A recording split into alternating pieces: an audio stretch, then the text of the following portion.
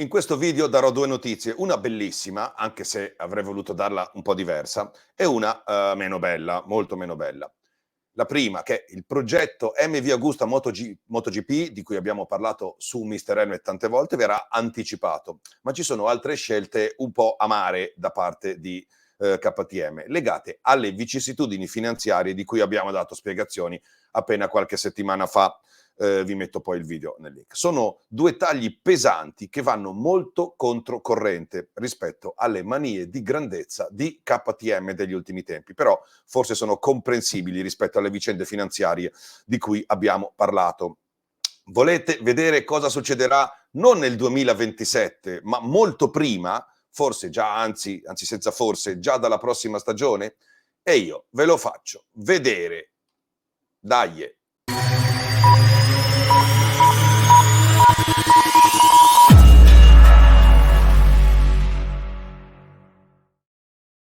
Ciao da Mr. Helmet, ci sono un sacco di cose da dire su tutti i movimenti che KTM sta facendo sul piano industriale e sportivo.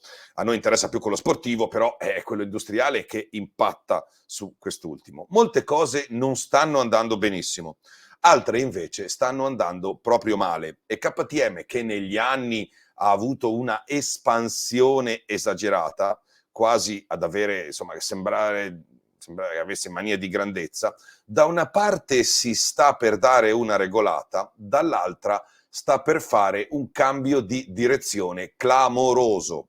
Vediamo. Allora, intanto sapete che MV Agusta alla fine ha iniziato ad entrare a subire l'assalto di KTM dalla fine del 2022. Cioè KTM ha iniziato ad entrare in MV Agusta alla fine del 2022. Le notizie le ha date Mr. Helmet, che passo passo ha seguito tutti i dettagli, ok? Li ha seguiti così bene che MV Agusta ha intimato a Mr. Helmet di smettere e ha fatto scrivere dagli avvocati. Non ho smesso e le cose sono andate esattamente come scrivevo io. Quindi vi potete fidare. Trovate tutti i dettagli in questo articolo qui, no? Qui c'è l'accordo fatto, poi gli articoli precedenti, l'ingresso di KTM in MV, cosa succede, la parte dei russi, la salita delle percentuali, gli avvocati che volevano zittire e silenziare Mr. Helmet, l'addio di Cusari che la lasciava, ci siamo quasi, insomma tutta quanta la parte, ok? E questo contenuto c'è sia in italiano che in inglese, ok? Bene. E quindi, insomma, riguardo questa acquisizione si è parlato da subito di MV Agusta in MotoGP, ok? Quindi ci ho fatto pure i mock-up con le prove grafiche, ma poi non se ne è fatto più niente. Evidentemente, come posso dire, KTM avrebbe voluto gestire meglio questa cosa della MotoGP, queste situazioni sia a livello industriale che a livello di marketing. Cioè, per MV avrebbe voluto magari rinforzare l'immagine di MV prima, fare una moto vera, organizzare una moto veramente MV in MotoGP, come avevamo detto poi nel video di Boscoscuro. Guardate qua, avevo fatto vedere questo qui. In questo video di Boscoscuro avevo spiegato come ci potesse essere una collaborazione, che Boscoscuro volesse la MotoGP e volesse farla con KTM e portare un MV MotoGP. Questo contenuto lo trovate anche in lingua inglese, ok? Bene. Dicevamo, le cose sono andate diversamente, quindi a livello industriale non stanno andando bene. Certe scelte comode nei modi e nei tempi non si possono più fare, bisogna un po' tagliare i costi e bisogna affrettare le cose. Di cosa sto parlando? Allora, potete dare un'occhiata ad un altro contenuto in cui prendo in mano la situazione di KTM e di Pirer Mobility nella relazione ai soci da parte di Pirer, in cui Pirer spiega tutte le difficoltà una per una. Questo video insomma, spiega bene che KTM non sta andando bene a livello industriale, alcuni marchi non rendono e per altri l'impegno sportivo, e quella sportiva è una divisione a sé che deve far quadrare i bilanci, non ha portato né risultati né visibilità con le vendite. Ok?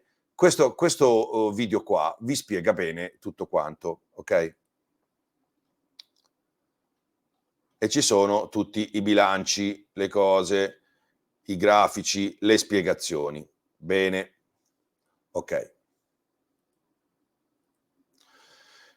Volete qualche esempio? Ve lo do. Allora, GasGas ha un segno meno sui risultati di vendita, nonostante le forzature a livello di rete vendita, nonostante il pompaggio mediatico.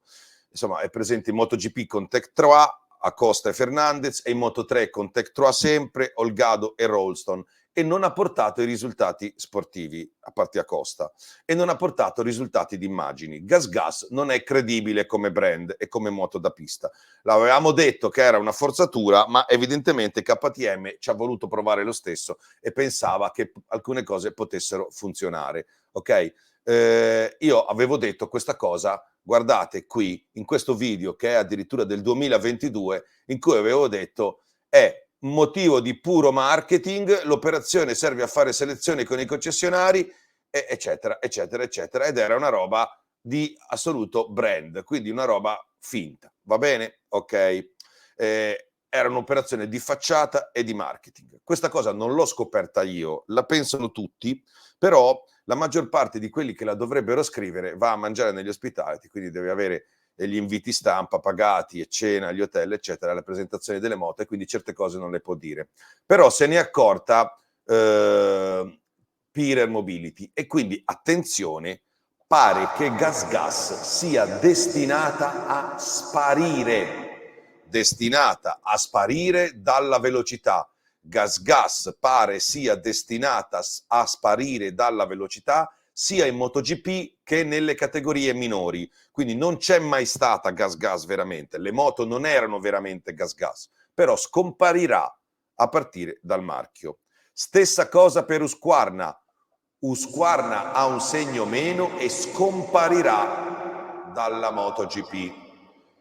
Husqvarna in Moto2 corre con delle Kalex affidate al team Intact che schiera Agius e Darin Binder, mentre in Moto3 sempre Intact schiera Suzuki e Feyer su delle KTM. Quindi anche Husqvarna è una messa in scena come per GasGas, pure peggio, e nessuno crede che abbia un senso nella velocità, ma anche qui nessuno si è mai sognato di dirlo. Husqvarna è destinata a sparire dalla velocità.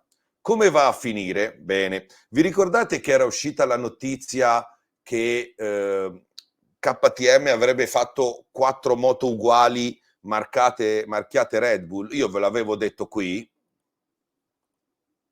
poi ve l'avevo anche spiegato qui, ok? Ve l'avevo spiegato qui. Perché lo fa? Perché fanno 4 moto Red Bull uguali? Bene, ve l'avevo spiegato. E alla fine avevo detto che era tutto in attesa di decidere che dal 2026, ma forse anche prima, dal 2025, Tech3 GasGas sarebbe diventata MV Agusta in MotoGP, con moto KTM al posto delle GasGas, e i piloti quindi dovrebbero essere, se le cose stanno così, Bastianini e Vignales, che fanno come Bassani e Lowe's, per spiegarci bene, in Superbike, che hanno firmato con Kawasaki ma si trovano una bimota, ma insomma cambia poco. Quindi, però in questo caso, nel loro caso la moto cambierà, mentre invece in questo caso l'MV non sarà altro che la ex GasGas, ovvero una KTM. Ok, anziché avere una KTM come quella di Acosta e Binder, avranno una KTM come quella di Acosta e Binder, perché le moto saranno uguali, ma con scritto sopra MV. Ok, così dovrebbe andare, però attenzione, perché in KTM cambiano idea spesso sui progetti, sulle cose, e piloti e ingegneri.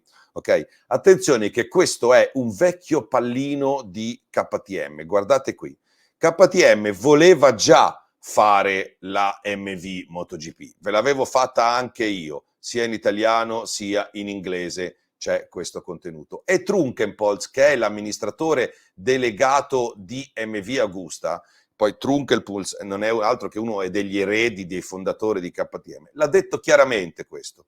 Benissimo. In Moto 2 e in Moto 3 dovrebbero quindi, riassumo, scomparire entro 2 anni, se non subito, i marchi GasGas e Husqvarna. Non lo so se poi KTM manterrà i team e marchierà come KTM le Kalex o le Tech 3 e non lo so cosa farà delle 4 Husqvarna 2+2 affidate a Inctat.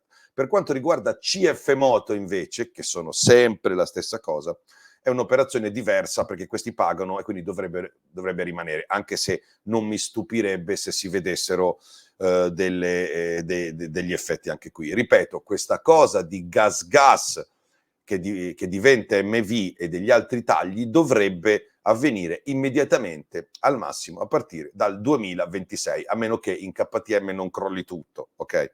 Bene, questo tipo di cambio di programma e di programma sportivo, organizzativo e industriale, ma dal punto di vista della parte sportiva, forse è diverso da quello che proponeva Fabiano Sterlacchini, che se n'è andato via, secondo me, sbattendo la porta, anche se KTM lancia dichiarazioni d'amore e alla stampa amica sua fa alludere al fatto che lo hanno quasi cacciato perché non aveva combinato niente. Di Fabiano Sterlacchini in italiano e in inglese abbiamo parlato qui, quindi potete tranquillamente guardare questi video, ok?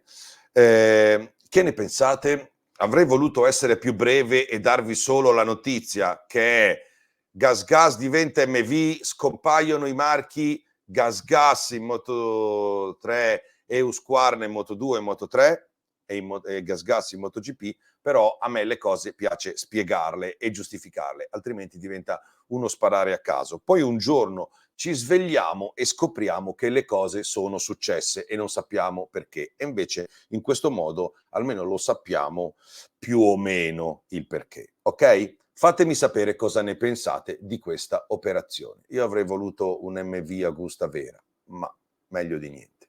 Ciao da Mr. Helmet.